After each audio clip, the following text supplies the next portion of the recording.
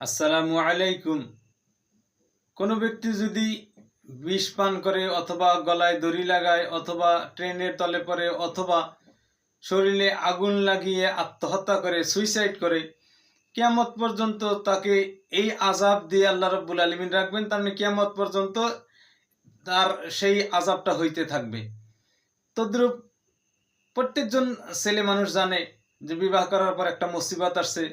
প্রত্যেকজন পুরুষ মানুষ জানে বিবাহের পর একটা মুসিবত আসবে। তারপরেও যখন বিবাহ করে তখন আল্লাহ রাব্বুল আলামিন যতদিন সে জীবিত থাকবে ততদিন পর্যন্ত তাকে বিবির আযাবটা দিয়ে থাকেন।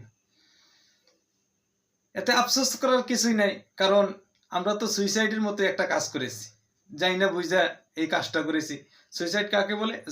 যাই না বুঝা যদি কোনো ব্যক্তি বিষ পান করে, যাই না বুঝা যদি কোনো ব্যক্তি গাড়ির তলে পড়ে, ট্রেনের তলে পড়ে, শরীরে আগুন লাগায় মৃত্যুবরণ করে, তাহলে কিন্তু তার সুইসাইড বলা হয়। তদ্রূপ আমরা যাই না বুঝেই এই ঘটনাটা ঘটাইতেছি, আমরা যাই না বুঝেই বিবাহ করতেছি যে মুসিবত আসবে। তারপরেও যখন বিবাহ করেছি তখন আল্লাহ রাব্বুল আলামিন আমাদেরকে বিবির আযাবটা দিবেন। সেজন্য আমরা বিবির আযাব যখন আসে, মুসিবত যখন আসে, যাতে আমরা ভাঙা না পড়ি অথবা হতাশায় না পড়ে যাই। সবর করব। আল্লাহ রাব্বুল আলামিন আমাদেরকে জান্নাতে হুর দিবেন, জান্নাতের ব্যবস্থা রাখবেন। সবর কারণে আল্লাহর সাথে আল্লাহ রাব্বুল আলামিন আছেন। সেই আশা রেখেই আমরা দুনিয়াতে জীবিত থাকবো ইনশাআল্লাহ। আল্লাহ তাবারক ওয়া তাআলা আমাদেরকে সবর করার তৌফিক দান করুক। ওয়া আখিরু দাওয়ানা আলহামদুলিল্লাহি রাব্বিল আলামিন।